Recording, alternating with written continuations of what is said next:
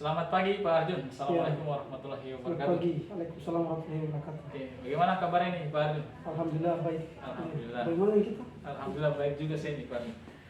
Jadi maksud kami di sini yaitu untuk melakukan supervisi ini di kelasnya Pak Arjun.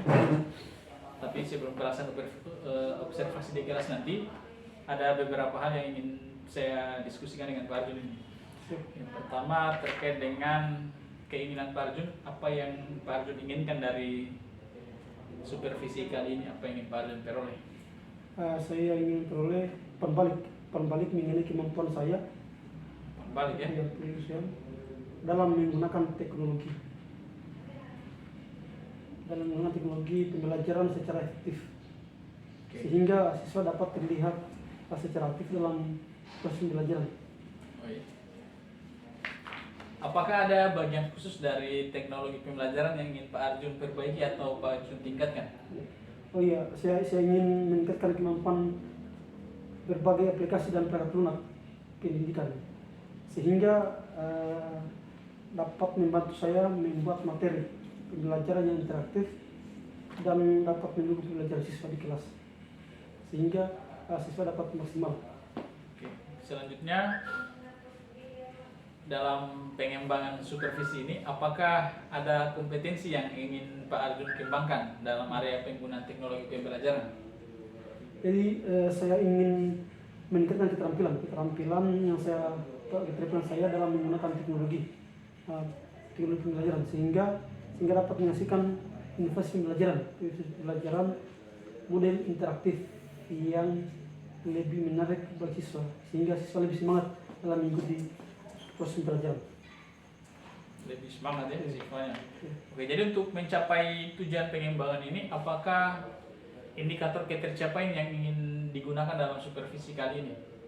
Jadi saya ingin siswa itu terlibat aktif dalam pembelajaran melalui teknologi pembelajaran, sehingga dapat mengembangkan pemahaman mereka sendiri tentang materi yang diajarkan. Jadi mereka lebih paham tentang materi apa yang saya sampaikan.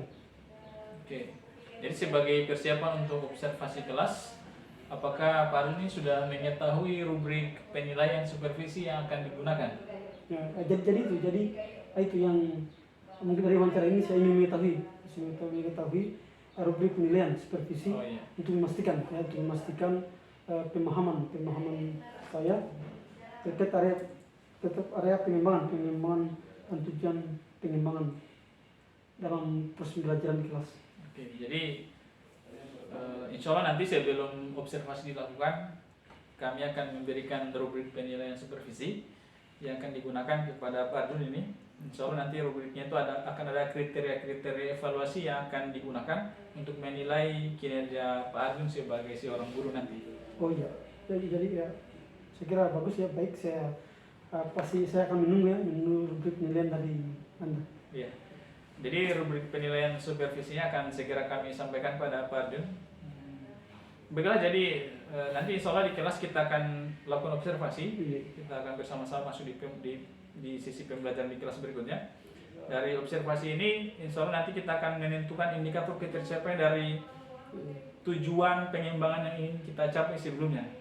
Sudah oke tentang hal itu Pak Arjun? Ya, saya kira jelas ya. Terima kasih. Oke, sama-sama. Jadi saya kira kita sudah selesai nih untuk percakapan kita supervisi hari ini. Terima kasih banyak ini Pak Arjun atas waktunya yang diberikan. Terima kasih Pak. Mudah-mudahan nanti semoga penyempurnaan supervisi ini bisa kita lakukan untuk membantu meningkatkan kemampuan Pak Arjun dalam pembelajaran atau penggunaan teknologi di kelas nanti. Ya, sampai di supervisi kelas nanti. Ya. Terima kasih. Jadi bismillahirrahmanirrahim. Assalamualaikum warahmatullahi wabarakatuh. Alhamdulillah, pada kesempatan pagi hari ini kita masih bertemu kembali sebagaimana biasanya dalam proses belajar mengajar, sebagaimana biasanya ya kita lakukan setiap hari. Kemudian ada beberapa hal yang perlu saya sampaikan sebelum kita masuk dalam pelajaran. Jadi yang pertama, mohon maaf minggu lalu tidak hadir ya, karena ada kegiatan di luar daerah yang permedinya tidak bisa ditinggalkan, makanya minggu lalu tidak masuk ya. Jadi coba hari ini kita belajar sih biasa.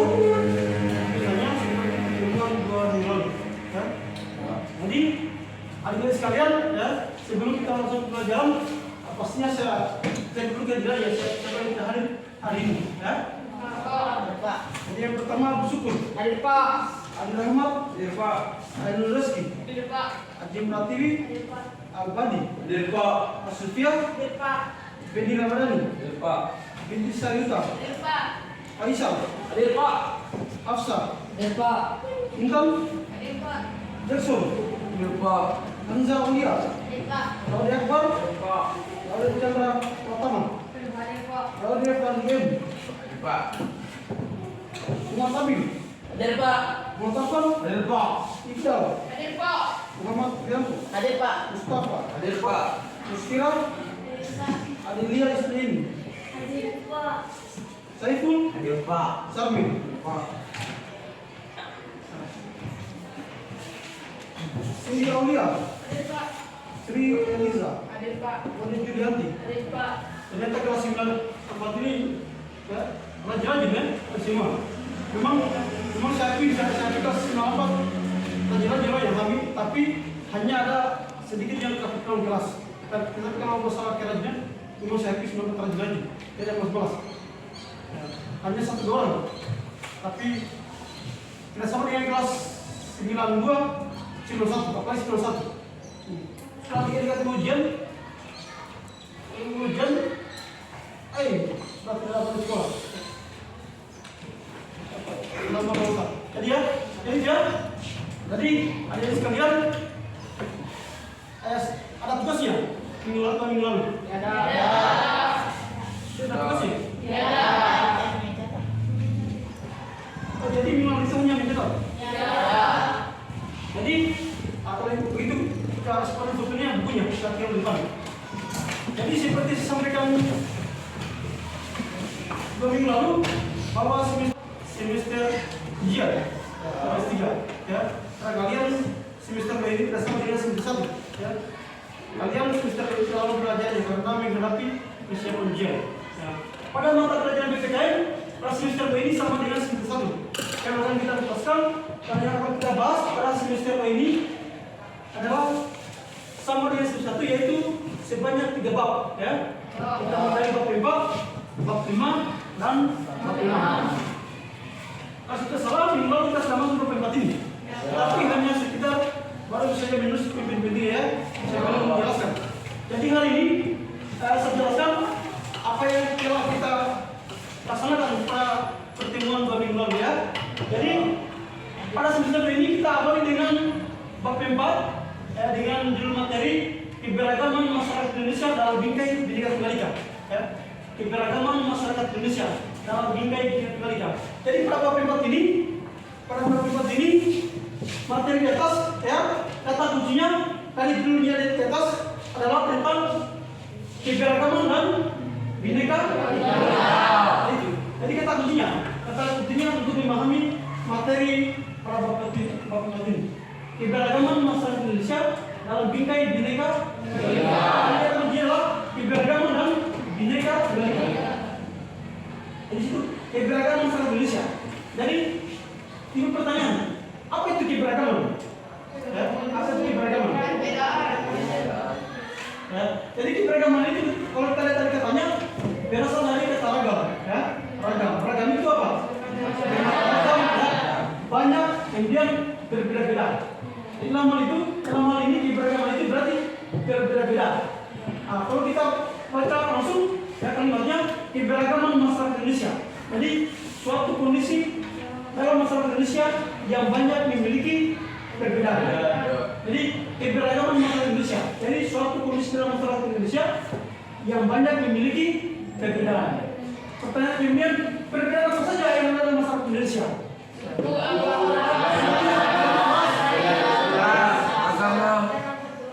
Jadi perbedaan itulah suku, agama, ras, dan agama, kebudayaan atas istilah ya, dan banyak hal yang lain perbedaan. Jadi kita masyarakat Indonesia ini adalah masyarakat yang majemuk, ya, masyarakat yang majemuk, bukan masyarakat yang tunggal, ya.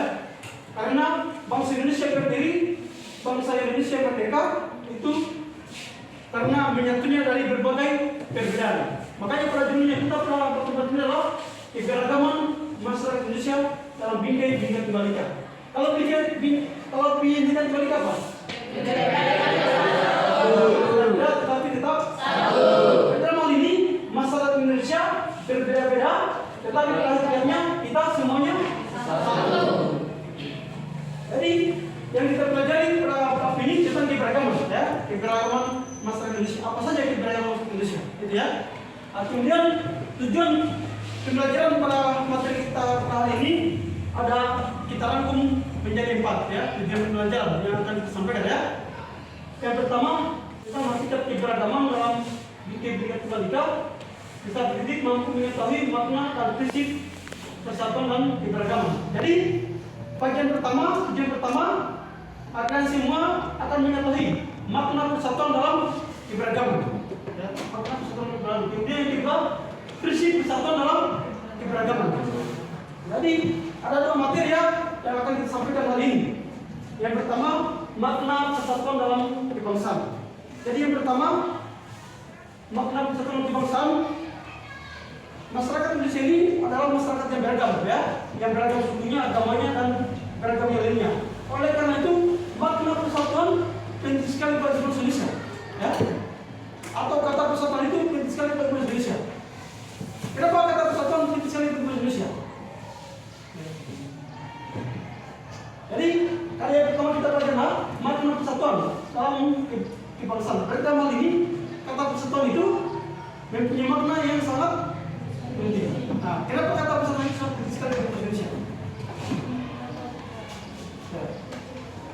Yang tadi, karena masyarakat Indonesia adalah masyarakat yang penuh dengan perbedaan. Karena masyarakat Indonesia masyarakat yang berbeda-beda. Oleh karena itu kata persatuan itu sangat penting sekali, ya. Kalau sebenarnya kata persatuan itu tidak penting, tidak akan dicantumkan dalam Pancasila sila ketiga Persatuan Indonesia yang setiap hari ini kita dengarkan. Jadi kata persatuan itu kita harus gaungkan, ya. Karena kata persatuan itu sangat penting sekali bagi bangsa Indonesia. Kenapa sangat penting? Karena melihat bangsa Indonesia bangsa yang majemuk, bukan bangsa yang tunggal, bukan bangsa yang berdiri karena satu, tetapi bangsa yang majemuk yang berdiri dari berbagai perbedaan. Nah, itulah yang menjadikan kita bangsa Indonesia bangsa yang besar. Ya? Jadi kata persatuan itu sangat penting sekali. Kenapa sangat penting? Karena kita masyarakat Indonesia masyarakat yang banyak perbedaan. Yang namanya perbedaan itu pasti akan rentannya terjadinya perpecahan, konflik. Yang namanya perbedaan itu pasti akan rentan terjadinya konflik. Oleh karena itu, kata persatuan itu di bangsa Indonesia pada masyarakat kita adalah sangat penting sekali. Karena ya selalu terjadi, ya, kita tidak bisa pungkiri selalu terjadi perpecahan dalam masyarakat. Setiap tahun terjadi. Setiap tahun kita bisa saksikan di TV. Setiap tahun pasti ada saja terjadi konflik. Karena apa? Memang itu hal yang lumrah, hal yang biasa terjadi di Indonesia. Karena memang kita tidak bisa pungkiri bahwa bangsa Indonesia adalah bangsa yang majemuk. Masyarakatnya terdiri dari berbagai perbedaan. Jangan kita berbeda. Kita sama saja satu suku, satu agama, satu bahasa, kita sudah berkonflik. Apalagi kita berbeda. Maka oleh karena itu, materi pertama kita pada pembahas ini adalah kita bahas tentang makna persatuan. Ya? Coba kita lihat. Coba perhatikan gambar di atas. Perhatikan gambarnya, kemudian silakan disimak bacanya. Silakan simak semua. Perhatikan gambar berikut. Meskipun memiliki ikatan darah, tidak dapat dipungkiri bahwa setiap anggota keluarga memiliki sifat atau watak yang berbeda-beda. Akan tetapi semua perbedaan bersatu dalam satu keragaman yang membangun keluarga. Jadi dari gambar di atas sampai di atas, apa yang kalian maknai dari gambar itu? Apa yang kalian maknai dari gambar itu? Dari gambar di atas. Coba ciki. Apa yang kalian maknai dari gambar itu?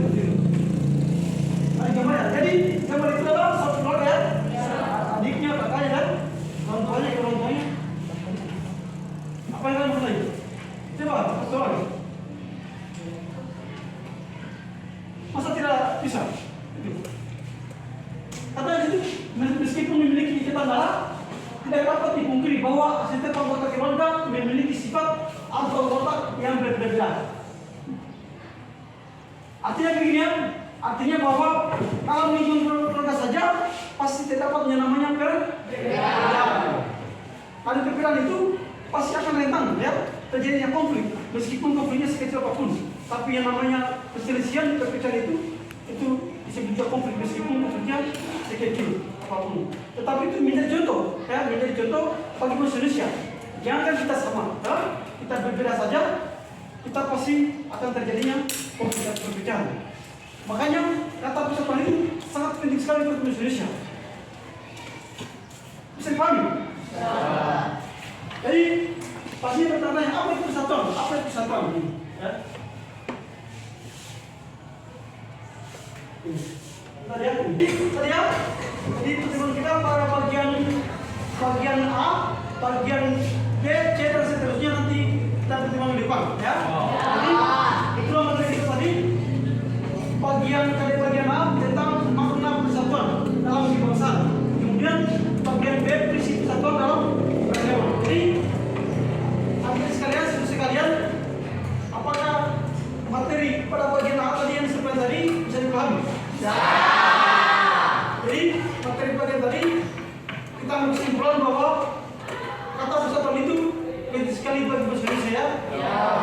Karena dari kata persatuan itu apa yang kita raih sekarang ini, apa yang kita rasakan sekarang ini itu buah dari persatuan dan kesatuan. Oleh karena itu dalam bangsa Indonesia, dalam Indonesia ini kata persatuan sangat penting sekali karena melihat kondisi bangsa Indonesia yang sangat penuh dengan keberagaman. Jadi, mudah-mudahan aku tadi pada bagian tadi, mudah-mudahan bisa dipahami ya. Kemudian pada bagian B, prinsip persatuan itu tadi disampaikan terbagi menjadi 5 ya. Prinsip dalam ujian persatuan itu ada 5 bagian. Yang pertama, prinsip Bhinneka Tunggal Ika. Apa itu prinsip Bhinneka Tunggal Ika? Prinsip meskipun kita berbeda-beda, saya kira itu yang bisa saya sampaikan pada materi hari ini. Selanjutnya ada tugas yang saya berikan kepada kalian juga di halaman 101 ya. Halaman 101 tugas mandiri 1.4 ya 4.2 tugas mandiri 4.2. Pada tugas mandiri 4.2 itu di situ ya ada kaitannya dengan materi yang disampaikan tadi ya. Nah, di situ sesuai dengan alasan tugasnya siswa sekalian mencari faktor pembeda atau faktor perbedaan dan faktor pemersatu dalam lingkungan sekitar kalian. Nah, dalam hal ini berarti di lingkungan sekitar kalian di tempat tinggal masing-masing. Nah, jadi tempat tinggal masing-masing itu bisa di desa Laporea atau di desa Rolai. Nah, di situ apa di situ yang menjadi faktor pembeda di desa itu? Nah, kemudian apa yang menjadi faktor pemersatu? Jadi paham? Bisa? Misalnya di desa Balai, apa di situ kira-kira yang menjadi faktor pembedanya? Apa menjadi faktor pemersatu? Bisa? Jadi kalau sudah lebih pahami untuk dengan contoh bisa dibuka di internet ya. Jadi digunakan itu ya, digunakan HP-nya. Jangan hanya digunakan hanya buka-buka Facebook atau WhatsApp ya, tetapi kalau tidak pengen tugasnya nanti dia ambil contohnya dibuka di internet. Bisa? Saya kira itu saja ya. Nanti tugasnya dikumpulkan pertemuan minggu depan ya. Kemudian kita lanjut pada bagian B, poin ke-2 ya. Nasionalisme negara Indonesia, nasionalisme Indonesia ya. Saya kira itu saja yang bisa saya sampaikan ya. Mudah-mudahan adik-adik sekalian bisa memahami materi yang telah kita pelajari pada hari ini. Dan saya dengan ucapan wassalamualaikum warahmatullahi wabarakatuh. Waalaikumsalam.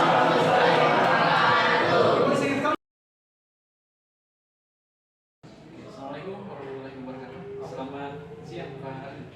Selamat siang. Bagaimana kabarnya Pak Ardi? Alhamdulillah hari ini baik. bagaimana? Alhamdulillah baik juga. Oke, jadi alhamdulillah kita dalam keadaan yang baik-baik saja. Maksud saya di sini untuk melakukan percakapan pasca observasi ini Pak Arjun, terkait dengan apa yang sudah kita lakukan selama proses observasi di kelas kemarin. Jadi saya ingin tahu nih tentang apa yang sudah Pak Arjun lakukan pada saat melakukan pembelajaran di kelas sebelumnya. Oh iya, saya sebelumnya biasa dalam melaksanakan belajar di kelas biasa saya menggunakan presentasi PowerPoint. Dari situ saya memberikan kesempatan kepada siswa belajar materi, kemudian mereka dipresentasikan lewat PowerPoint dengan belajar materi yang saya kerjakan. Iya. Kemudian terima kasih nih Pak atas informasinya. Saya di sini sudah punya beberapa catatan hasil observasi. Jadi terkait dengan hal-hal yang kita ingin fokuskan pada area-area yang ingin kita kembangkan. Kemudian juga saya juga sudah melakukan catatan hasil observasi selama kedatangan saya di kelas ini Pak. Ada beberapa area yang perlu diperhatikan dan dikembangkan ini Pak terkait dengan observasi di kelas saya, yaitu seperti penggunaan aplikasi evaluasi pembelajaran. Kemudian selama proses pembelajaran itu saya kurang melihat adanya penggunaan aplikasi evaluasi untuk pembelajaran. Kemudian saya juga tidak melihat adanya video pembelajaran yang ditampilkan ini selama proses belajar.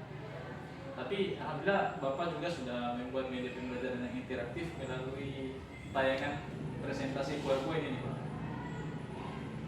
Ya, terima kasih atas catatan dan masukannya. Memang yang pertama tadi memang dengan aplikasi evaluasi memang kemarin memang saya bahkan selama juga kalau saya lakukan seperti itu ya. Hanya evaluasinya hanya menjadi tertulis. Ya. Kemudian dalam media pembelajaran video, jadi saya belum melakukan hanya sebatas presentasi melalui PowerPoint. Jadi media pembelajarannya kayak PowerPoint. Memang dulu saya menggunakan media pembelajaran video pembelajaran. Kemudian terima kasih juga atas tadinya masukannya itu menjadi masukan sebagai penguatan untuk lebih meningkatkan seperti saya dalam melaksanakan pelajaran kelas. Mungkin ada yang ingin Bapak minta? Kemudian sesuai apa yang menjadi kelas tadi, mungkin ada rekomendasi ke saya seperti apa kira-kira media yang pas saya menunjukkan masih ada sesuai kelas. Ya, oke. Jadi tentu saja Pak. Alhamdulillah terima kasih lebih atas kemauan untuk belajar Pak. Jadi ada beberapa pelatihan atau workshop yang bisa saya sarankan untuk Bapak ikuti tentang pengelolaan kelas, kemudian penggunaan aplikasi evaluasi pembelajaran, serta strategi pembelajaran yang bisa Bapak lakukan dan bisa kami rekomendasikan. Jadi kami juga di sini sebagai guru bisa memberikan bimbingan ini Pak dalam pengembangan teknologi pembelajaran supaya bisa mengikuti revolusi digital yang sudah kembang hingga saat ini. Bagaimana menurut Bapak? Iya, jadi masukan sangat bagus. Saya pribadi terbuka mengenai hal-hal peningkatan kompetensi guru, ya. Apalagi menyangkut siswa. Jadi saya siap kalau ada pelatihan di komunitas saya siap mengikuti pelatihan tersebut. Saya ini sangat menghargai semangat dan komitmen Kemudian Pak Arjun. Kemudian tadi aplikasi evaluasi belajar, itu saja aplikasi belajar itu memang saya belum tahu, kalau pasti saya belum terlalu paham. Karena selama ini kan saya memang saya tidak pernah melakukan evaluasi dengan aplikasi. Iya Pak, saya cukup menghargai semangat dan antusias Bapak ini untuk terus belajar dan berkembang gitu Pak. Jadi mudah-mudahan kami juga bisa membantu dan memberikan dukungan kepada Pak Arjun sepenuhnya dalam pengembangan kompetensi untuk pembelajaran yang berbasis teknologi Pak. Nah, mungkin itu Pak. Terima kasih atas waktu dan informasinya untuk hari ini. Kalau ada sesuatu yang ingin ditanyakan, jangan ragu untuk tetap menghubungi kami jika ada informasi yang ingin ditanyakan. Sekali lagi terima kasih. Ya, terima kasih. Saya tadi ya, nanti kasih aplikasi evaluasi. Ya. Mungkin untuk percakapan pas observasi kita hari ini cukup selesai. Mudah-mudahan kita bisa berjumpa kembali di observasi. Terima kasih.